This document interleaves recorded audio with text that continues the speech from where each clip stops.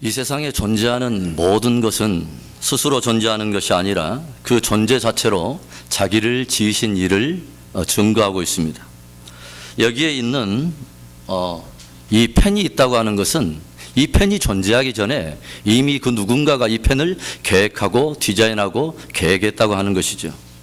여기에 있는 마이크 역시 누군가가 이것을 구상하고 계획했다고 하는 그것의 결과물인 것입니다. 이 세상에 존재하는 모든 것들은 그 스스로 존재하는 것이 아니라 그것을 지으신 이로 말미암아 그것이 오늘 있게 되었다고 하는 것을 증거하고 있다고 하는 것이죠. 오늘 창세기 1장 1절의 말씀은 온 우주에 존재하는 모든 만물의 주인이 있으심을 우리에게 증거해 주는 놀라운 선포인 것입니다. 우리 창세기 1장 1절을 따로 외우지 않아도 다 알겠죠. 우리 한번 선포해 보겠습니다. 시작. 태초에 하나님이 천지를 창조하시니라. 여러분은 정말 온 천지를 하나님께서 창조하셨다고 하는 이 진리를 여러분 믿습니까? 오늘 아침에 사역자들한테 제가 설교하면서 이것을 믿습니까 했더니 조용하더라고요. 우리 사역자들은 창조신앙이 좀 약한 것 같아요. 다시 한번 우리 한번 외워봅시다. 시작. 태초에 하나님이 천지를 창조하시니라. 그래서 우리는 우리의 신앙의 모든 내용들을 집약해서 고백하고 있는 사도신경의 첫 구절을 무엇으로 우리는 고백하냐면 전능하사 천지를 만드신 하나님 아버지를 누가 믿사오며 내가 믿사오며 하면서 우리의 창조에 대한 하나님의 창조에 대한 우리의 신앙을 고백하는 것입니다. 다른 말로 말씀드린다면 우리의 모든 믿음의 기초는 하나님의 창조 역사에 대한 우리의 신앙적인 동의와 고백으로부터 우리가 세워진다고 하는 것입니다. 온 천지와 천지의 모든 만물이 누구를 증거한다고요? 그것을 지으신 하나님을 증거하는 것입니다. 로마서 1장 20절의 말씀에는 이런 말씀을 우리에게 들려줍니다. 창세로부터 그에 보이지 아니하는 것들 곧 영원하신 능력과 신성이 그가 지으신 모든 만물에 분명히 보여 알게 되나니 그러므로 저들이 핑계하지 못할지니라. 모든 피조물에는 창조주 하나님의 영원하신 능력과 신성의 흔적들이 그 안에 담겨 있기 때문에 그 모든 만물들은 그 하나님의 영원하신 능력과 신성을 증거하고 있다고 하는 것이죠. 바위를 뚫고 나오는 작은 새싹 하나에도 작은 새싹이지만 여린 새싹이지만 그 안에 강인한 생명력을 불어넣으셔서 마침내 견고하고 딱딱한 바위를 뚫고 나오는 놀라운 그 생명력을 붙들고 있는 창조주 하나님의 손길을 증거하고 있다고 하는 거예요. 봄, 여름, 가을, 겨울 사계절이 계속 지나가는 시간의 추이 속에 그것이 무엇을 증거하느냐? 모든 만물을 사계절을 따라서 만물의 옷을 색다르게 입혀가시는 놀라운 창조주 하나님의 솜씨를 증거하고 있는 것입니다. 모든 만물이 하나님으로부터 창조되었다고 하는 이 모든 만물을 하나님께 창조하셨다고 하는 인식이 왜 저와 여러분에게 그렇게 중요하느냐? 저와 여러분이 스스로 존재하는 것이 아니라 저와 여러분의 창조의 주가 계시다고 하는 것입니다. 그 말은 무슨 말이냐? 나를 창세전부터 디자인하고 나를 계획하시고 나를 지으신 이가 있다고 하는 것이에요. 그래서 저와 여러분의 인생이 스스로 존재하는 것이 아니기 때문에 우리를 창조하신 그분의 우리가 목적을 물어야 되고 이 창조 목적을 물어야 비로소 우리는 창조주 하나님, 나를 창세전에 계획하신 그 하나님의 목적을 따라 우리는 삶으로 인해서 그분께 영광을 돌릴 수 있다고 하는 것입니다. 오늘 내가 그분의 것임을 믿기에, 내가 그분의 것임을 알기에 하나님께서 특별히 구별하여 받기를 원하시는 이 예배 안에 나오신 저와 여러분 안에 창조주 하나님으로부터 놀라운 평강과 은혜가 있기를 주의 이름으로 축원합니다. 창세기는 말 그대로 세상을 창조한 그러한 기록입니다. 우리는 이미 하나님의 말씀을 통해서 하나님께서 엿새 동안 모든 만물을 창조하시고 일곱째 날에 안식했다고 하는 것을 성경 말씀을 통해서 잘 알고 있습니다. 그런데 하나님의 창조 역사 안에는 조용히 보니까 단순히 보이는 모든 피조물을 창조했었다고 하는 창조의 역사뿐만 아니라 그 안에는 그리스도 예수 안에서 우리를 다시 한번 새롭게 회복하기를 원하시는 놀라운 창조 안에 두신 신앙 성수의 원리가 있다고 하는 것을 우리가 알 필요가 있다고 하는 것입니다. 그렇다면 창조 안에 두신 우리의 신앙 성숙을 위한 원리는 무엇입니까? 첫째로 그것은 빛 대신 예수 그리스도를 영접하라는 것입니다. 함께 따라해 봅시다. 빛 대신 예수 그리스도를 영접하라. 하나님의 창조 역사 가운데 하나님께서 첫째 날에 제일 먼저 창조하신 것이 무엇입니까? 1장 2절과 3절의 말씀입니다. 땅이 혼돈하고 공허하며 흑암이 깊음 위에 있고 하나님의 영은 수면 위에 운행하시니라. 하나님이 이르시되 빛이 있으라 하시니 빛이 있었고 하나님은 창조 첫날에 혼돈과 공허와 흑암이 깊음 속에 있는 온 우주를 향하여서 하나님께서 말씀하신 첫 마디가 빛이 있으라, 빛이 있으라. 그런데 하나님의 그 권능의 말씀이 얼마나 위험이 있든지 그분의 권능의 말씀 자체는 존재 명령이기 때문에 바로 빛이 있으라 하신 말씀에 빛이 드러남으로 인해서 빛 가운데 모든 어둠이 벗겨지고 다 백주의 모든 것이 드러나듯이 다 드러나더라고 하는 것입니다. 우리는 우주 만물을 창조하신 하나님께서 이 첫째 날에 빛이 있으라 하셨던 그 하나님의 창조의 역사를 곰곰이 묵상하던 사도 바울이 성령의 영감을 따라 놀랍게 이 말을 우리와 함께 연관지어서 풀어가는 말씀 한 구절을 보게 됩니다. 고린도후서 4장 6절의 말씀인데 우리 함께 읽어봅니다. 어두운 데 빛이 비치라 말씀하셨던 그 하나님께서 예수 그리스도의 얼굴에 있는 하나님의 영광을 아는 빛을 우리 마음에 비추셨느니라. 아멘. 태초에 그 혼돈과 공허와 흑암이 깊음 위에 있던 바로 그 어두운 데서 빛이 있으라 하시던 그 하나님께서 무엇을 우리 마음에 비추셨냐면 그리스도의 얼굴 안에 있는 하나님의 영광을 아는 빛을 우리 마음에 비춰주셨다는 것이에요. 곧 예수 그리스도가 하나님의 영광인 것을 우리로 하여금 듣고 깨닫게 하심으로 인해서 우리가 그 빛 가운데 나아가도록 주님께서 특별히 은혜를 베푸셨다고 하는 거예요. 왜 이것을 우리에게 비춰주셨을까요? 그분만이 유일한 빛이시기 때문에 그래요. 그분만이 우리의 삶의 통체적인 모든 영역을 다 비춰서 조명하실 수 있는, 그래서 진리의 길로 우리를 참으로 인도하실 수 있는 저와 여러분의 또한 빛이기 때문에 그렇습니다. 그분만이 우리를 역사의 마지막 그 종착역에 주의 선하심과 인자심이 영원히 우리를 따르리니 우리를 영원한 집까지 인도하실 유일한 우리 인생의 또 우리의 역사 가운데 유일한 이끌어주시는 빛이기 때문에 그렇습니다. 요한복음 1장 3절과 4절의 말씀에 이런 말씀이 있어요. 만물이 그로 말미암아 지은 바 되었으니 지은 것이 하나도 그가 없이는 된 것이 없느니라. 그 안에 생명이 있었으니 이 생명은 사람들의 빛이니라. 왜 주님께서 우리에게 이 빛을 비춰주셨을까요?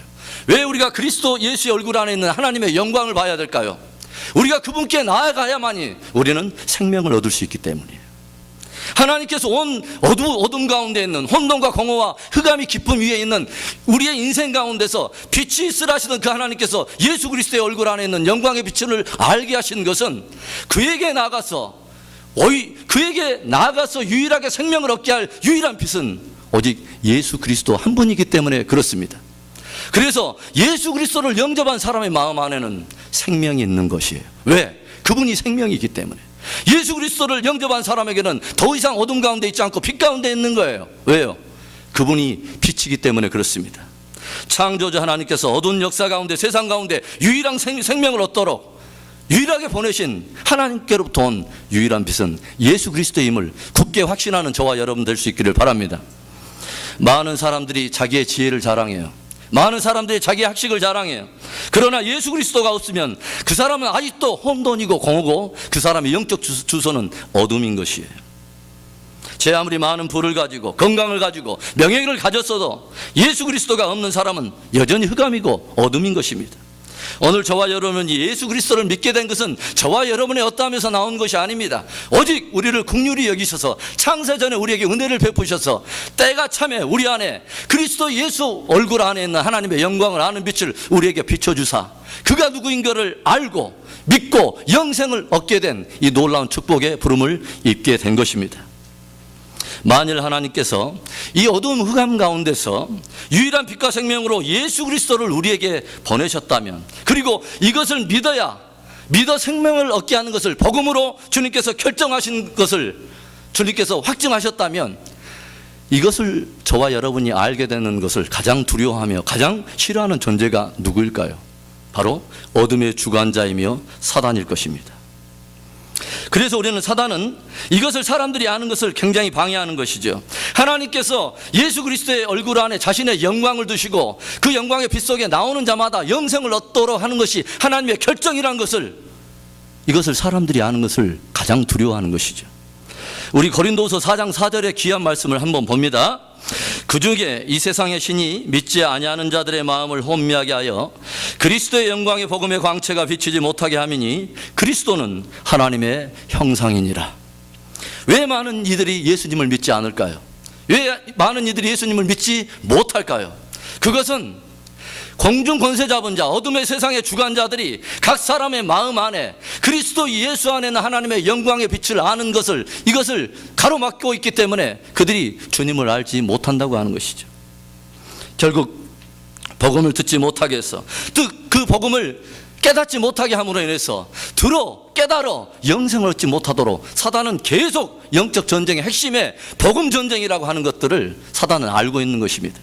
그래서 제가 여러 번 성경 공부할 때마다 또 여러분이 계속 강조하고 있는 핵심이 뭐냐, 마지막 시대의 핵심 키워드는 뭐냐, 영적 전쟁의 핵심 키워드는 뭐냐, 성도들이 끝까지 붙들어야 될 영적 전쟁의 핵심은 뭐냐, 예수 그리스도가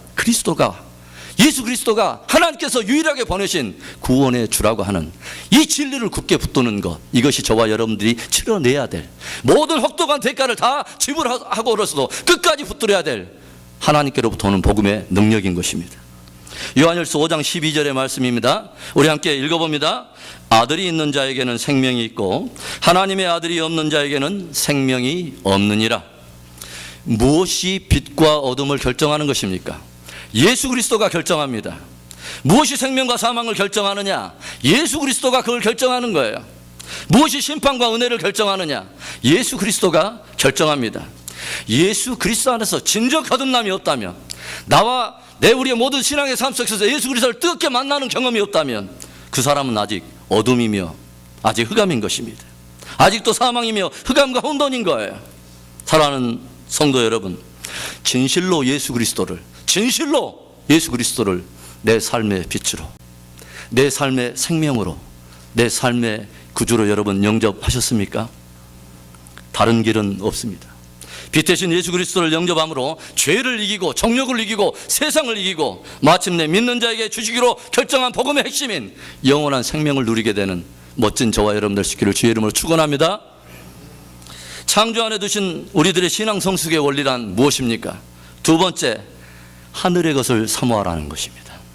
하나님께서 첫째 날에 빛을 창조하셨는데 둘째 날에 무엇을 창조하셨느냐? 궁창입니다. 하나님께서는 모든 물 가운데 궁창을 있으라. 그래서 궁창으로 물과 물을 나누게 하사 궁창 위의 물과 궁창 아래의 물로 나누셨습니다. 그리고 하나님께서 그 궁창을 어떤 다른 이름으로 부르셨는데, 우리 11절과 우리 12절에 8절의 말씀을 보겠습니다. 8절의 말씀, 하나님이 궁창을 하늘이라 부르시니라. 저녁이 되고 아침이 되니 이는 둘째 날이니라. 하나님이 궁창을 무엇이라고 부르셨다고요? 하늘. 그렇습니다. 하나님께서 둘째 날에 창조하신 것은 하늘이에요. 그래서 하늘도 마찬가지예요. 많은 옛사람들이 하늘을 보고 경배를 하고 절을 하면서 무엇인가 샤머니즘의 어떤 그런 숭배를 했는데, 하늘은 그렇게 있으라고 하늘이 존재하는 게 아니에요. 하늘은 그 하늘 자체가 있음으로 인해서 자기를 지으신 하나님을 선포하고 있는 것입니다. 우리가 시편 19편 1절의 말씀을 봅니다. 하늘이 하나님의 영광을 선포하고 궁창이 그의 손으로 하시는 일을 나타내는도다. 하늘은 우리가 온 종일 지친 삶을 살다가 푸념하듯이 할 수 없으니까 멍하니 보라고 하늘이 있는 게 아니에요. 그렇게 정말 지쳐있을 때 우리가 하늘을 바라보면서 봐야 될 것은 그 하나님의 위대한 권능이 저 하늘을 붙들고 있고, 그 하늘이 하나님이 하시는 일과 그분의 위대한 권능을 선포하고 있음을 우리가 알고 힘을 얻어야 할 줄로 믿습니다. 오늘도 하늘은 하나님의 영광을 선포하고 있어요. 오늘도 하늘은 그 궁창 하나님의 솜씨를 뽐내고 있어요. 그렇다면 하늘을 창조하신 하나님께서 둘째 날에 그 창조의 신비 속에 두신 우리의 신앙의 성숙의 원리란 무엇입니까? 바로 비전의 변화를 말하는 것입니다. 이제는 위의 것을 사모하라는 거예요. 이제는 하늘의 것을 바라보라는 거예요. 영원하고 신령한 것을 우리로 하여금 추구하라는 것입니다. 골로새서 3장 1절과 2절의 말씀입니다. 그러므로 너희가 그리스도와 함께 다시 살리심을 받았으면 위의 것을 찾으라. 거기는 그리스도께서 하나님 우편에 앉아 계시느니라.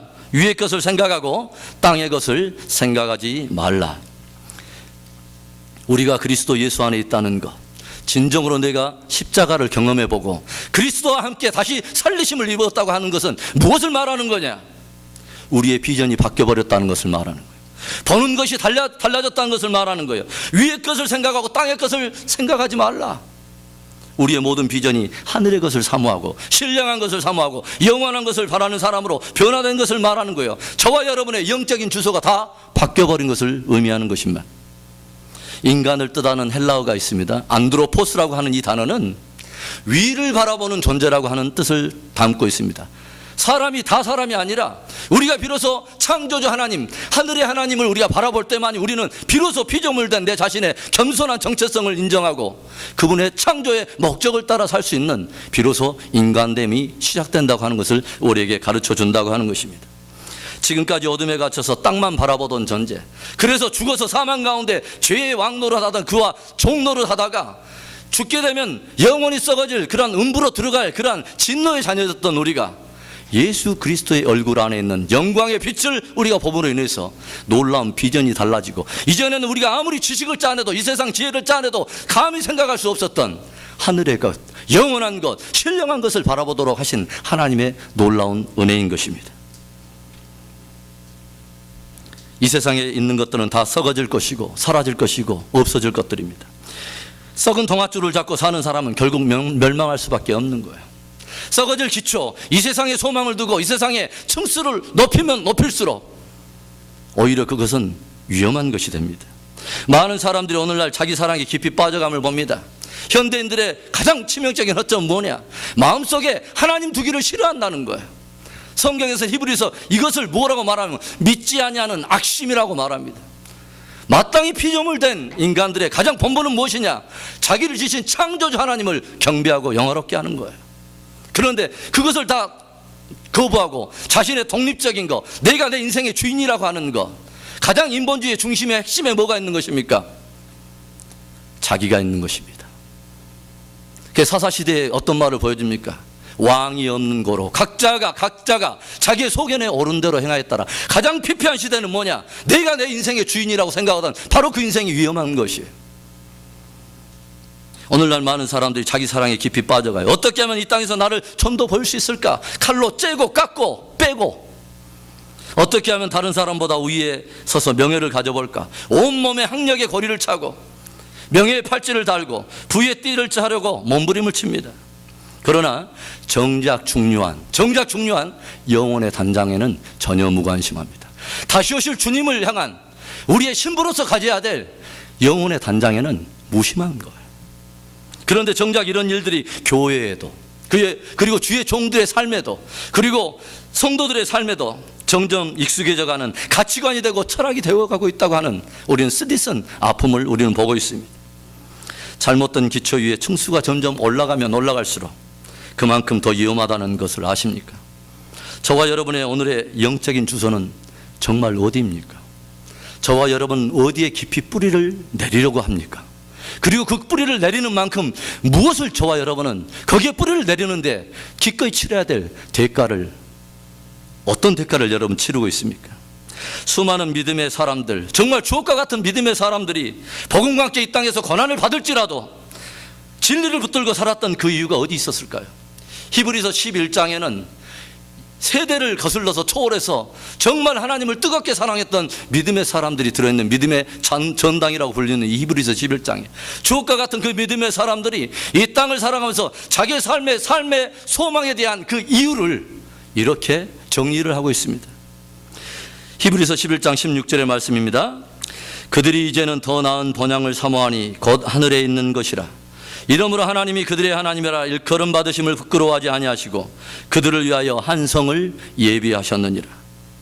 진실로 그리스도 예수 안에서 거듭난 자는, 진실로 거듭난 자는 하늘의 것을 사모하는 것입니다.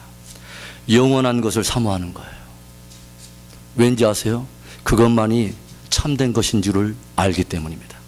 그것만이 영원한 것을 믿기 때문에 그렇습니다. 그래서 그리스도 예수 안에서 하늘의 비전을 가진 사람들은 삶의 가치와 삶의 우선순위가 달라지는 거예요. 제가 최근 수요 성경 공부에도 제가 함께 나눴고 주보에도 실었던 그 예화가 있습니다. 저는 그 예화를 깊이 묵상해 봤어요.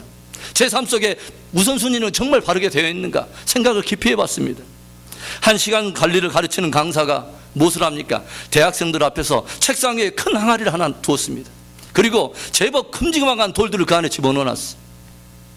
아구까지 거의 다 찰 때 학생들에게 물었습니다. 이 항아리가 가득 찼습니까? 학생들이 다 찼습니다 이 시간관리 강사가 이제는 조약돌을 그 위에 붓기 시작합니다. 그러니까 큰 돌 사이에 이 조약돌들이 작은 빈 공간을 찾아서 밑에서부터 쌓이더니 다시 아구까지 차 들어가는 거예요. 이제는 다 찼습니까? 학생들이 대답하기를 머뭇머뭇할 때 다시 모래를 그 위에다 붓습니다. 그러자 작은 또 조약돌 사이에 이 모래가 밑으로 막 공간을 또 채워가더니 아구까지 찼습니다.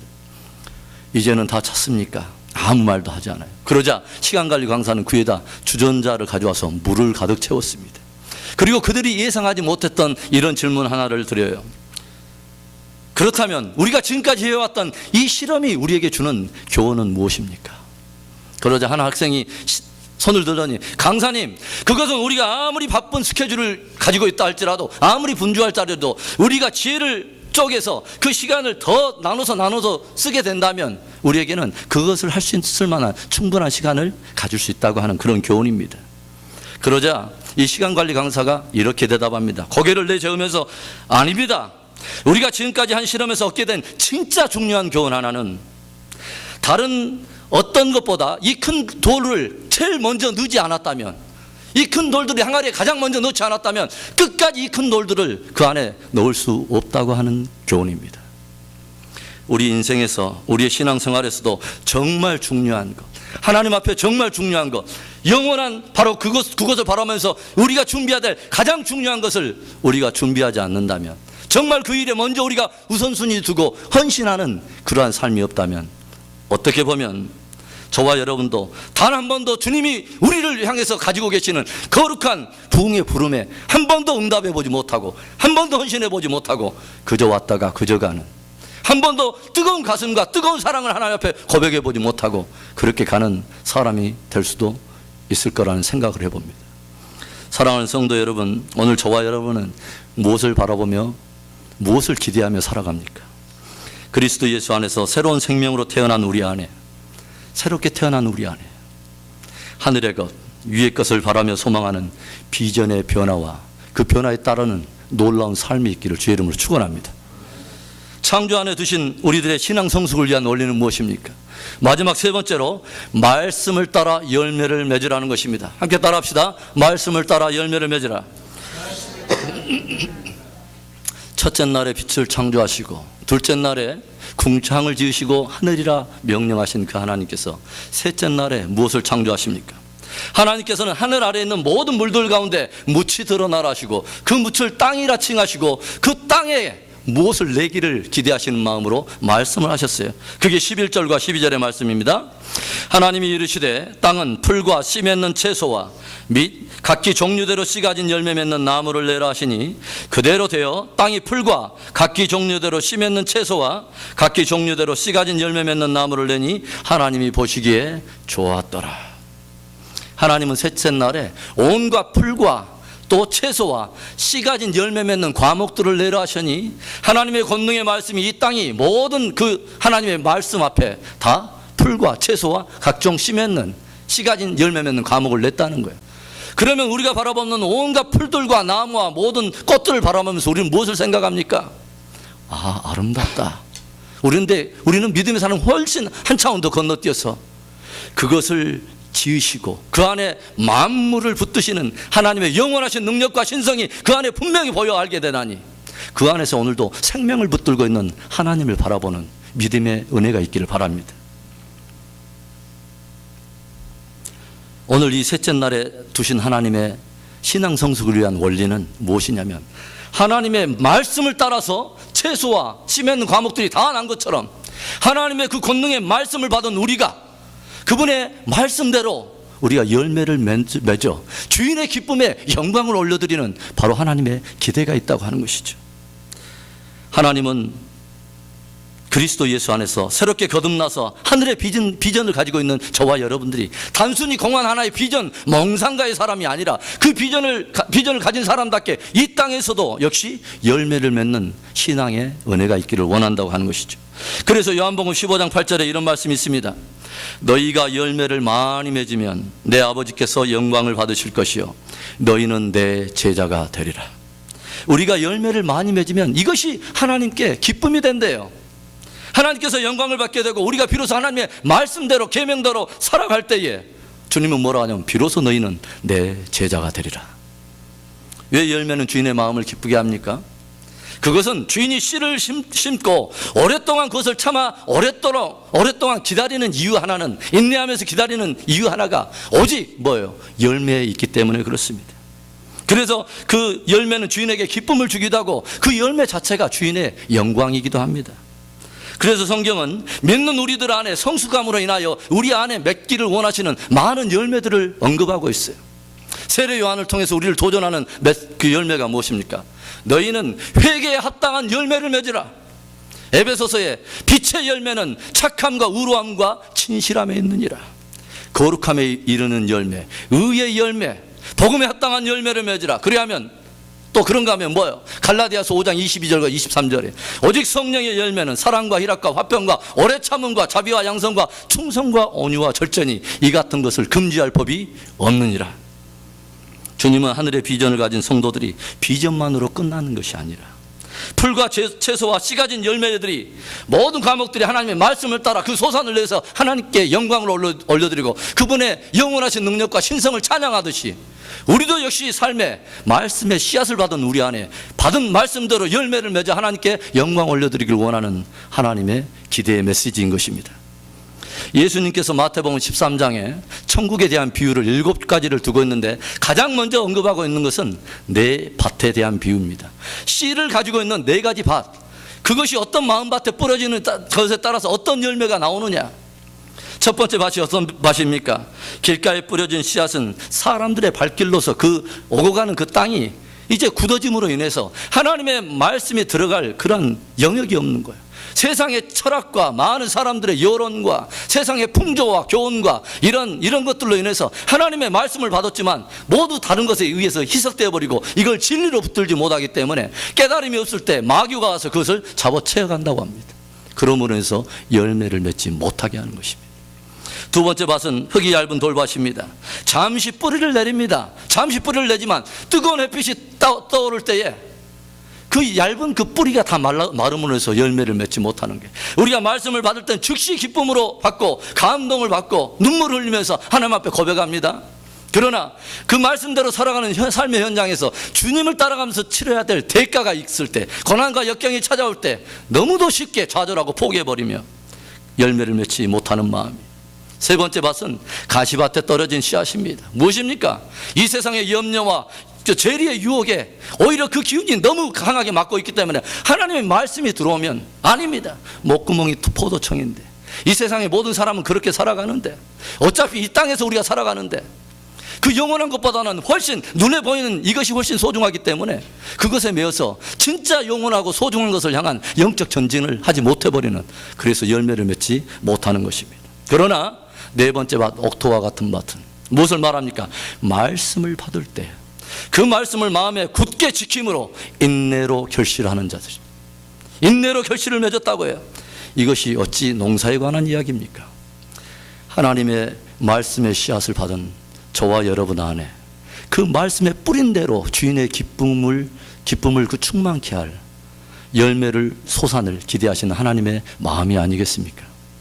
구약 남유다 왕조가 타락하면서 하나님을 떠나갈 때, 그 마음에 하나님 두기를 그 싫어할 때, 그리고 점점 타락하면서 하나님의 심판을 자초하면서 걸어갈 때에 하나님께로 들려오는 수많은 선지자를 통해서 들려주는 말씀에 귀를 막고 마음을 강팍하게 멀어갈 때, 에레미야 선지자를 통해서 주신 말씀처럼 북방으로부터 기울어진 가마솥처럼 하나님은 벌써 바벨론을 준비하시고 서서히 그들이 자신들의 그 땅을 서서히 출발해서 하나님이 심판하도록 작정되어 있는 유다 땅을 향해서 점점 행군으로 들어오는 그 순간까지도 아무것도 알지 못하는 그들을 향해서 주님께서 이사야를 통해서 들려주신 말씀이 5장 2절의 말씀입니다.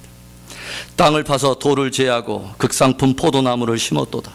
그 중에 망대를 세웠고 또 그 안에 술틀을 팠도다. 좋은 포도 맺기를 바랐더니 들포도를 맺었도다. 포도원의 주인 되신 그 하나님께서 자신의 특별한 백성으로 이스라엘 삼으시고 열방 그 어느 나라에도 주지 않았던 특별한 부름으로 그들을 부르시고 그 어떤 나라에도 허락하지 않았던 하나님의 말씀을, 언약을 그들을 위해서 세우시고 극상품 포도나무를 심었는데 그들이 결국 내는 것은 오히려 들포도였다는 것입니다. 먹지도 못하고 땅만 허비해버리는 그런 들포도를 맺으니까 하나님께서 마치 포도원 주인이 그 들포도를 맺힌 그 땅의 그 실망함으로 인해서 가시와 찔레를 자라게 하며 엉겅퀴로 그 땅을 덮어버렸다고 하는 심판의 내용이 담겨있는 메시지인 것입니다. 하나님의 백성을 자처하던 이스라엘이었지만 예수님께서 메시아로 예전에 창세기 3장 15절부터 여인의 후손으로부터 시작해서 다윗의 후손, 아브라함의 후손으로 올 이 수많은 선지자를 통해서 구약의 핵심 메시지인 뭐요? 더 메사이아 우드 컴, 메시아가 올 것이다 하는 이 놀라운 축복의 약속을 그들이 가지고 있음에도 불구하고 정작 오신 예수 그리스도를 알지 못하는 그들을 향해서 주님은 이런 말씀을 들려줍니다. 마태복음 22장 43절의 말씀. 그러므로 내가 너희에게 이르노니 하나님의 나라를 너희는 빼앗기고 그 나라에 열매 맺는 백성이 받으리라. 우리 한번 따라서 해봅시다. 그 나라에 열매 맺는 백성이 받으리라. 성경을 통해서 주님 어떨 때는 우리를 권면하셔요. 어떨 때는 우리를 격려하셔요. 어떨 때는 책망하시기도 하고 경고하시기도 해요. 그러면서 우리에게 주시는 말씀 무엇이냐? 열매 맺는 삶으로 성숙해 가라는 것입니다. 우리 안에 온 우주 가운데 가장 최고의 극상품 포도나무인 예수 그리스도를 심으신 그 하나님 아버지, 예수 그리스도를 가진 자답게 그 나라에 합당한 열매를 맺어서 하나님께 영광 올려드리는 저와 여러분 되기를 바랍니다. 사랑하는 성도 여러분, 창조 안에는 우리들의 신앙의 성숙을 위한 놀라운 성숙의 원리가 있어요. 예수 그리스도를 영접하는 거예요. 진실로 영접하는 거예요. 그분은 다만 세이비어로서 나의 구세주뿐만이 아니라 오늘 내 삶을 다스리고 그분한테 모든 주도권을 올려드리는 또 로드로서, 정말 주인으로서 그분을 뜨겁게 영접하는 거예요. 그리고 하늘의 비전을 품고 하나님께서 이 땅에 두 발을 밟고 사는 동안 우리에게 그 영원한 나라까지 인도하도록 보내신 그 주옥과 같은 하나님의 약속의 말씀들을 붙들고 그 말씀 따라 열매를 맺어서 주인의 기쁨이 될 뿐만 아니라 정말 다시 오실 주님 앞에 충성되고 착한 진리의 종들로 저와 여러분이 설 수 있기를 주의 이름으로 축원합니다. 기도하겠습니다.